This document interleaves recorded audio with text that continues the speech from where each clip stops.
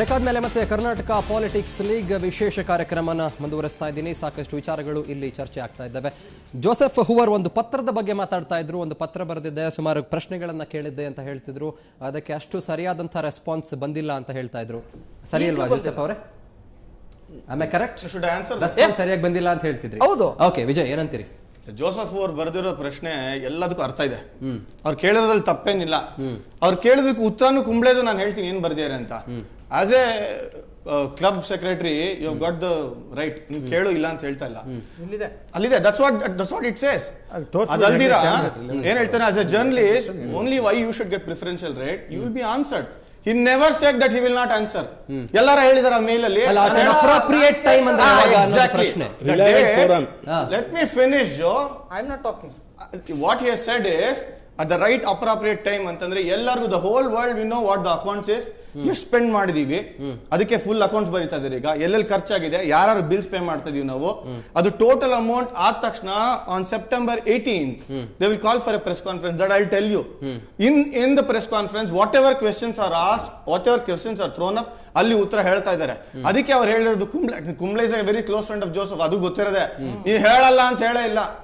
ಉತ್ತರ ಹೇಳ್ತೀವಿ ನಿಮ್ಗೆ ಅಟ್ ದ ರೈಟ್ ಟೈಮ್ ಅಂತಾನೆ ಹೇಳ್ತಾ ಇರೋದು. ನಾವ್ ಯಾವತ್ತೂ ಹೇಳಲ್ಲ ಅಂತ ಹೇಳ್ತಾ ಇಲ್ಲ ನಿಮ್ಗೆ. ಅದಲ್ದಿರಾ in spite of that you ask him, he has gone and met Srinath.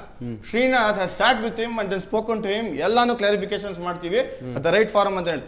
ಇಲ್ಲ ನಾನು ಕೊಡೋದೇ ಇಲ್ಲ, ನೀನ್ ಯಾರು ಕೇಳಕ್ಕೆ ಅಂತ ಹೇಳಿದ್ರೆ ಐ ವುಡ್ ಹ್ಯಾವ್ ಅಗ್ರೀಡ್. ನಾನು ಜೋಸೆಫ್ ಜೊತೆ ಸೇರ್ಕೊಳ್ತಾ ಇದ್ದೀನಿ.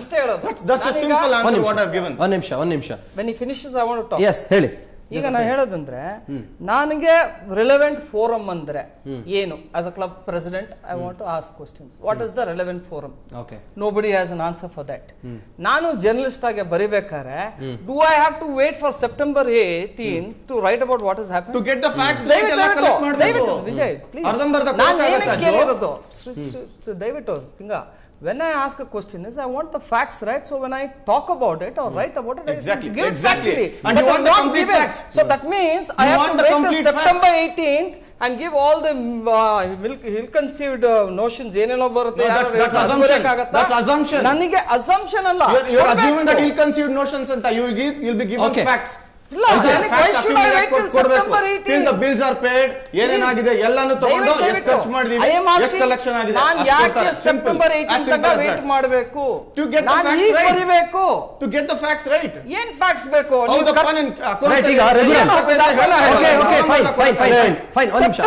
KCA ಎಫಿಷಿಯನ್ಸಿ ಇಷ್ಟೇ ಗೊತ್ತಾಗ್ಬಿಡುತ್ತೆ. ನಾನು ಇಷ್ಟು ಖರ್ಚು ಮಾಡಿದ್ದೀನಿ ಅದು ಹೇಳೋದಕ್ಕೆ ಯಾಕೆ ಡಿಲೇ? ಎಷ್ಟು ಖರ್ಚಾಗಿದೆ approximately? 2.35 crores and we have collected a sponsor of 1 crore. Simple. Okay. Now 2.35 crores. One second. ಈಗ ನಾನು ಹೇಳ್ತೀನಿ, ನಾನಿಷ್ಟೇ ಪ್ರಶ್ನೆ. KCA ಅಲ್ಲಿ ಎಫಿಷಿಯನ್ಸಿ ಟ್ರಾನ್ಸ್ಪರೆನ್ಸಿ ಇರಬೇಕು, ಅದು ನಮ್ಮೆಲ್ಲ ಇಚ್ಛೆ. ಈಗ ಎಫಿಷಿಯನ್ಸಿ ಏನು?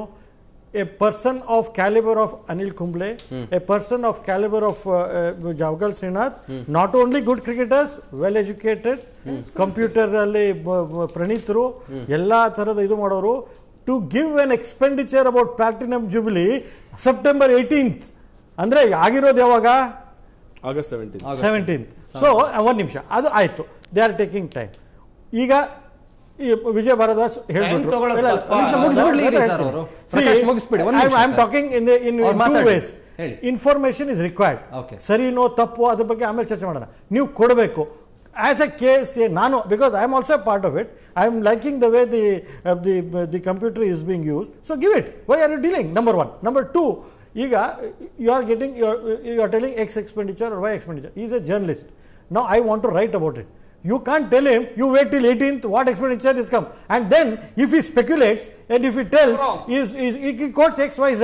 ನಮ್ಮಂತವ್ರು ಯಾರೋ ಹೇಳ್ತಾರೆ, ಇಲ್ಲ 4 ಕೋಟಿ ಆಯಿತು, 10 ಕೋಟಿ ಆಯಿತು, 20 ಕೋಟಿ ಆಯಿತು ಅಂತ ಹೇಳ್ತಾರೆ. ನೀವೊಂದೇನು ಹೇಳ್ತೀರಾ? This will lead to unnecessary speculation, unnecessary bad name to. It's not only managing committee. We are all part of it. We are all cricketers. We are all part of it. I was a part of administration. So it is bad name to you, bad name to me also. Why are you doing that? If you realize that, I'm very happy. I can. I'm telling you, why are you doing it? Why are you doing it? Please give and let us discuss about it. And once if you have made a mistake, I'll tell you have made a mistake. If you have ಎರಡು ಮೂರು valid ಪಾಯಿಂಟ್ಗಳು ಪ್ರಕಾಶ್ ಅವರಿಂದ ಹೇಳಿ ಉತ್ತರ ಬೇಕು. ಏನು ಅಂತ ಯಾವ್ದಾದ್ರು ಒಂದು ಈವೆಂಟ್ ಆಯ್ತು ಅಂತಂದ್ರೆ ನಿಮ್ಮ ಮನೇಲೆ ತಗೊಳ್ಳಿ, ಒಂದು ಮ್ಯಾರೇಜ್ ಗಿರೋಜ್ ಆಯ್ತು ಅಂತಂದ್ರೆ ಎಲ್ಲಾ ಬಿಲ್ಗಳು ಬರಬೇಕು, ಫೈನಲ್ ಪೇಮೆಂಟ್ ಮಾಡಬೇಕು, ಡಿಸ್ಕೌಂಟ್ಸ್ ಗೌರ್ಮೆಂಟ್ ಕೊಡ್ತಾರೆ. ಒಂದ್ ಸೆಕೆಂಡ್ ಓಕೆ ಮ್ಯಾರೇಜ್ ಸರ್, ಇವಾಗ ಯಾವ್ದಾರ ಒಂದು ಈವೆಂಟ್ಗೆ ಅವರು ಡಿಸ್ಕೌಂಟ್ ತಗೋತಾರೆ. ಆಗ ಫೈನಲ್ ಪೇಮೆಂಟ್ ಆಗುವಾಗ ಒಂದು 10-15 ಡೇಸ್ ಆಗುತ್ತೆ ಫೈನಾನ್ಸ್ ಕಮಿಟಿಗೆ ಹೋಗಿ, ಫೈನಾನ್ಸ್ ಕಮಿಟಿ ನಂತರದಲ್ಲೇ ಮುಗಿಸಿರೋದಲ್ಲ. ಇಲ್ಲ ಎಲ್ಲ ಆದ್ಮೇಲೆ ತಡೀರಿ ಸರ್, ನೀವು ಮಾತಾಡುವಾಗ ಮಾತಾಡ್ಲಿಲ್ಲ, ನಾನು ಮಾತಾಡುವಾಗ ಎವ್ರಿ ಟೈಮ್ ಮಾತಾಡ್ತೀರಾ. Bad habit. ನೆನ್ನೆನೂ ಹಂಗೆ ಮಾಡಿದ್ರು ಒಂದು ಸರ್. ಏನು ಅಂತಂದ್ರೆ ಒಂದೊಂದು ಐಟಮ್ಸ್ ದುರ್ದು 10 ಐಟಮ್ಸ್ ಅಲ್ಲಿ 3-4 ಮಾತ್ರ ಯೂಸ್ ಮಾಡಿರ್ತೀರಾ, ಇನ್ನೊಂದು 5-6 ಮಾಡಿರಲ್ಲ. ಆ ಫೈನಲ್ ಪೇಮೆಂಟ್ ಆಗೋವರೆಗೂ ನೀವು ಅದು ಆಡಿಟ್ ಆಗ್ಬೇಕು ಆ ಬಿಲ್ಸ್ ಎಲ್ಲ. ಇವಾಗ ಅವರು 4 ಕೋಟಿ ಅಂದ್ಬಿಟ್ಟು ಆಮೇಲೆ ಬೇಕಾದ್ರೆ 1.5 ಕೋಟಿಗೆ ಬರ್ಬೋದು. ಬಟ್ ನಾವು ಅಫಿಷಿಯಲ್ ಫಿಗರ್ ಕೊಡ್ತಾ ಇರುವಾಗ ನಾನು ಮ್ಯಾನೇಜಿಂಗ್ ಕಮಿಟಿಲಿ ಇರೋ ನಾನೇನಾದ್ರು ಕೊಡ್ತೀನಿ, that becomes an official statement. ನಾನು have to be very careful. ಆ ಲಾಸ್ಟ್ ಪೈವರೆಗೂ ನಾನು ಸರಿಯಾಗಿರೋ ಅವ್ರೇನ್ ಪರಲ್ಲ, 4 crore ಅಂತ ಇಡ್ಬೋದು. ನೋಡಿ ಸರ್, ಹೇಳಿ ನೀವ್ ಏನ್ ಬೇಕಾದ್ರೆ ಕೇಳಿ, ನಾನು ಮಾತಾದ್ಮೇಲೆ ಕೇಳಿ. 4 ಕೋಟಿ ಅಂತ ಅಂದ್ಬಿಟ್ಟು ಆಮೇಲೆ 1.5 ಬರ್ಬೋದು. ಇನ್ನು 2.5 ಎಲ್ಲೋಯ್ತು ಅಂತ ಯಾರು ಕೇಳಲ್ಲ ಅವ್ರನ್ನ ಕ್ವಶನ್. ಬಟ್ ನಮ್ಮನ್ನ ಕೇಳ್ತಾರೆ. ನಾನೇನಾದ್ರೂ 4 ಕೋಟಿ ಅಂತ ಅಂದ್ಬಿಟ್ಟು ಅದು 1.5 ಕೋಟಿ ಆದ್ರೆ ವಾಪಸ್ ಇವರೇ ಕ್ವಶನ್ AGM ಅಲ್ಲಿ ಕ್ವಶನ್ ಮಾಡ್ತಾರೆ. ಆಮೇಲೆ ಇವ್ರು ಹೇಳಿದ್ರಲ್ಲ ಅಪ್ರೂವಲ್ ತಗೋಬೇಕು ಅಂತ, ನಾನು KPL ದರ್ದಲ್ಲ ಹೇಳಿದ್ದರ್ದು. KPL ಕಂಡಕ್ಟ್ ಮಾಡುವಾಗ ಅವ್ರು ವಿತೌಟ್ ಅಪ್ರೂವಲ್ AGM ಅಪ್ರೂವಲ್ ಇಲ್ಲದೆ ಮಾಡಿದ್ರು ಅಂತ ಹೇಳಿದ್ ನಾನು. ಅವಾಗ ಏನ್ ಗೊತ್ತಾ, ರಾಟಿಫಿಕೇಶನ್ ಮಾಡಿದ್ರು. ನೆಕ್ಸ್ಟ್ 6 ಕೋಟಿ ರೂಪಾಯಿ, 6.71 crores. ಇವಾಗ ನೀವು 2 ಕೋಟಿ ಮೇಲೆ ಹೆಂಗ್ ಮಾಡಿದ್ರಿ ಅಂತ ಅಂದ್ಬಿಟ್ಟು ಇವರು ಕ್ವಶನ್ ಮಾಡ್ತಾರೆ. ಈಗ ರಘುರಾಮ್ ಒಂದು ಪ್ರಶ್ನೆ, ಓಕೆ ಎಕ್ಸ್ಪೆಂಡಿಚರ್ ಅದು ಇದು ಓಕೆ, ಅದು ಆ ಕಡೆ ಇಟ್ಬಿಟ್ಟು ಬೇರೆ ಮಾತಾಡೋದಾದ್ರೆ ಒಂದ್ ಸೆಕೆಂಡ್ ಅಲ್ಲ, before that expenditure Vijay Bharadwaj ಏನೋ ಹೇಳಿದ್ರು 2 ಎಷ್ಟೋ crores. Shall we take it as official and discuss about it? No. ಯಾಕೆ ಅಂತ ಹೇಳ್ತಾ ಇದೀನಿ, we'll give the exact numbers on that particular day. No more discussion. That's the reason why we didn't want to talk about those numbers. No more discussion. You have given a figure. We will discuss at the right time. ಅಲ್ಲ, ಈಗ ಇರುವಂತ ಇನ್ನೊಂದು ಆರೋಪ ಏನು ಅಂತಂದ್ರೆ, of course 2009-2010 ಆ ಒಂದು ಇಸ್ವಿಯಲ್ಲಿ ಮಾಡಬೇಕಾಗಿತ್ತು ಅಮೃತ ಮಹೋತ್ಸವ, 2009 ಅಲ್ಲಿ ಮಾಡಬೇಕಾಗಿತ್ತು. ಬಟ್ ಈಗ ಸುಮಾರು 2-3 ವರ್ಷ ಬಿಟ್ಟು ಮಾಡಿರೋದ್ರ ಹಿಂದೆ ಒಂದು ವೆಸ್ಟೆಡ್ ಇಂಟ್ರೆಸ್ಟ್ ಇದೆ ಅನ್ನೋ ಮಾತು ಬರ್ತಿದೆ, ಕೇಳಿ ಬರ್ತಾ ಇದೆ. ಅಂದ್ರೆ ನವೆಂಬರ್ ಎಲೆಕ್ಷನ್ ನಡೆಯುತ್ತೆ KSC, ಅದನ್ನ ಗಮನದಲ್ಲಿ ಇಟ್ಕೊಂಡು ಹಿನ್ನೆಲೆಯಲ್ಲಿ ಮಾಡಲಾಗಿದೆ ಅನ್ನೋ ಆರೋಪ ಕೇಳಿ ಬರ್ತಿದೆ. What you have to say about it? ನನಗೆ ಒಂದು ಆ ರೀತಿ ಒಂದು ಡೌಟ್ ಮನಸ್ಸಲ್ಲಿತ್ತು. ನಾನು ಪರ್ಸನಲ್ ಲೆವೆಲ್ ಒಂದು ಲೆಟರ್ ಕೊಟ್ಟಿದ್ದೆ ಬಿಫೋರ್ ಇದೆಲ್ಲ ಫೈನಲೈಸ್ ಆಗಕ್ಕೆ ಮುಂಚೆ, ಮ್ಯಾನೇಜಿಂಗ್ ಕಮಿಟಿ ಮೀಟಿಂಗ್ ಮುಂಚೆನೆ I had given personal letter. ಈ ತರ ಎಲೆಕ್ಷನ್ ಅಲ್ಲಿ Karnataka state cooperative association rules ನಲ್ಲಿ ಪ್ಲಾಟಿನಂ ಜುಬ್ಲಿ ಮಾಡಿ ಎಲೆಕ್ಷನ್ ಇಯರ್ ನಲ್ಲಿ ಗಿಫ್ಟ್ ಆಗಲಿ ಇದಾಗ್ಲಿ ಕೊಡೋದಾದ್ರೆ appeasing of members is prohibited ಅನ್ನೋ ವಿಷಯನ ಎಲೆಕ್ಷನ್ ಇನ್ನೇನು ಮುಂದೆ ಇದೆ ಅನ್ನುವಾಗ ಗಿಫ್ಟ್ಸ್ ಕೊಡಬಹುದು, ಆ ತರ ಕೊಡಬಾರ್ದು ಅಂತ ಕೋಆಪರೇಟಿವ್ ಆಕ್ಟ್ ನಲ್ಲಿ ಕ್ಲಿಯರ್ ಆಗಿದೆ. That I highlighted it. ಅದಕ್ಕೆ ಇದುವರೆಗೂ ನನಗೆ ರಿಪ್ಲೈ ಬಂದಿಲ್ಲ, ಏನ್ ಮಾಡೋದು ಅಂತ ರಿಪ್ಲೈ ಬಂದಿಲ್ಲ. ನಾನು ಮಾಡಬೇಡಿ ಅಂತ ಎಲ್ಲೂ ಹೇಳಿಲ್ಲ, ಖಂಡಿತ ನೀವು ಮಾಡಿ ಅಂತ ಹೇಳಿದ್ವಿ. ನಮ್ ಸಂಸ್ಥೆ ಸಂಭ್ರಮ, ನಾವ್ಯಾಕೆ ನಿಲ್ಸ್ಬೇಕು? ನಾವು ನಿಲ್ಸಕ್ ಉದ್ದೇಶನೇ ಇರಲಿಲ್ಲ.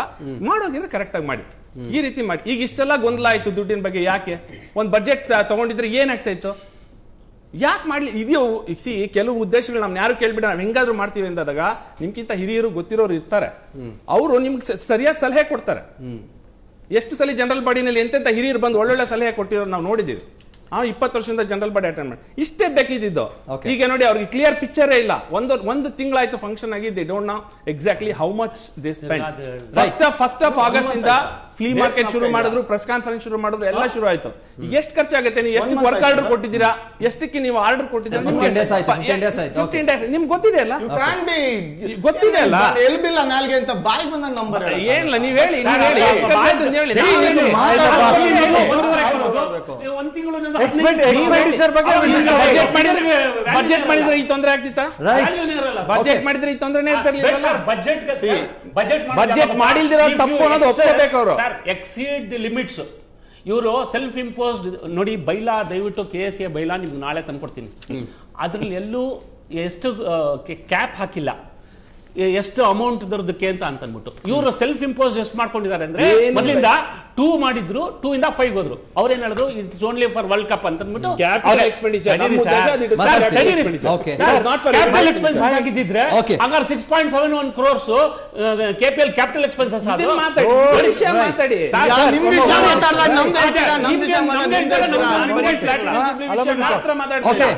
Let me finish. ಇದು 2007 ಎಲೆಕ್ಷನ್ ಗಿಂತ ಮುಂಚೆ ಮಾಡಿರುವಂತದ್ದು. ಇವ್ರನ್ನ ಶರದ್ ಪವಾರ್ ಅವ್ರನ್ನ ಕರೆಸಿ ಮಾಡಿರುವಂತದ್ದು. ಇದ್ರ ಬಗ್ಗೆ ನಾವ್ಯಾರು ಉಸಿರೆತ್ತಲಿಲ್ಲ. ನಾವೆತ್ತಿದ್ವಿ. ಆಮೇಲೆ ಸರ್ ದಯವಿಟ್ಟು ನಾನು ಮಾತಾಡ್ತಾ ಲೆಟ್ ಮಿ ಫಿನಿಶ್ ಇಟ್ ಆಯ್ತಾ. ಇವಾಗ ವಾಪಸ್ಸು ನೋಡಿ, ಅವ್ರು ಹೇಳಿದ್ರು ಅಪೀಸಿಂಗ್ ದಿ ಮೆಂಬರ್ಸ್ ಅಂತ. ಅಪೀಸಿಂಗ್ ದಿ ಮೆಂಬರ್ಸ್ ಇರೋದಾದ್ರೆ RCKC ಅಕಾಡೆಮಿ ಇದ್ರದ್ದು 4,000 ರೂಪಾಯಿ ಇದ್ರದ್ದು ಟಿಕೆಟ್ಸ್ ನ ಫಂಕ್ಷನ್ ಮಾಡ್ಬಿಟ್ಟು ಇವರು RC royal challengers KSA contractor director ಅಲ್ಲೇ ಇದ್ದಾರೆ, ಓನರ್ ಅಲ್ಲೇ ಇದ್ದಾರೆ. ಎಲ್ಲಾರ್ಗು 4,400 ರೂಪಾಯಿ ಟಿಕೆಟ್ಗಳು ಟು ಅಂಡ್ ಫ್ರೋ ಇದ್ರದ್ದು ಮೆಂಬರ್ಸ್ ಗಳಿಗೆಲ್ಲ ಕೊಡೋದು ಅದು ಲಂಚ ಅಲ್ವಾ? ರೈಟ್, ನಾ ಮತ್ತೆ ಮಾತಾಡ್ತೀನಿ. ಅವ್ರು ತಪ್ಪು ಹೇಳ್ತಾ ಇದ್ದಾರೆ.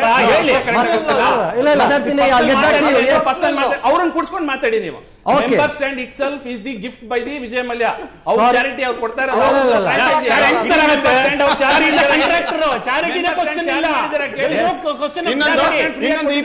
ಈ ಪ್ಲಾಟಿನಂ ಜೂಬ್ಲಿ ಸೆಲೆಬ್ರೇಷನ್ಸ್ ಎಲ್ಲೂ ಕೂಡ ಗಿಫ್ಟ್ ಕೊಟ್ಟಿಲ್ಲ, ಯಾರಿಗೂ ಕೂಡ ಗಿಫ್ಟ್ ಕೊಟ್ಟಿಲ್ಲ. You can check it out.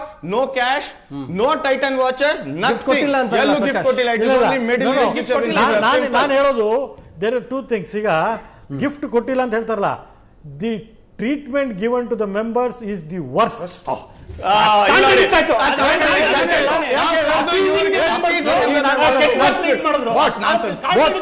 Vijay and ಎಮರ್, ನೀವು ಮಾತಾಡಿದಾಗ ನಾನು ನೀವು ಮಾತಾಡಿದಾಗ ನಾನು ಮಾತಾಡ್ಲಿಲ್ಲ.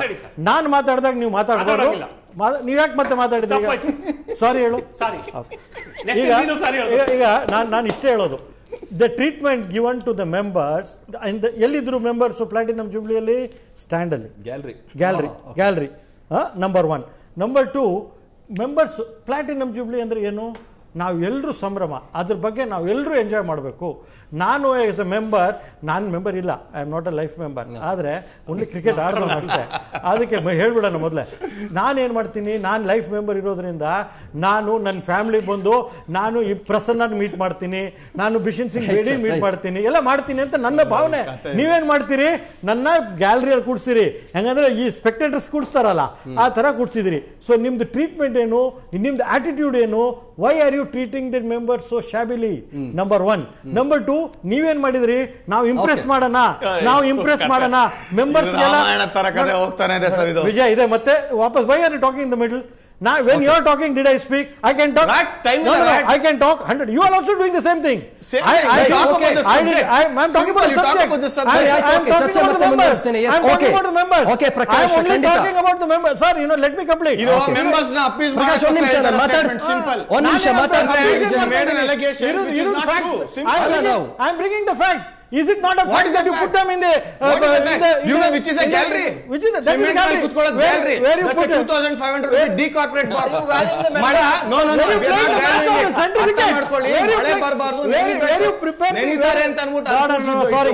6,000 people. Okay, ಚರ್ಚೆ ಮುಂದುವರಿಸ್ತೀನಿ. ಚರ್ಚೆ ಮುಂದುವರಿಸ್ತೀನಿ. ಈಗ ಒಂದು ಪುಟ್ಟ ಬ್ರೇಕ್ ಇರುತ್ತೆ. ಬ್ರೇಕ್ ಆದ್ಮೇಲೆ ಮತ್ತೆ ಚರ್ಚೆ ಮುಂದುವರಿಯುತ್ತೆ. ಈಗ ಒಂದು ಪುಟ್ಟ ಬ್ರೇಕ್.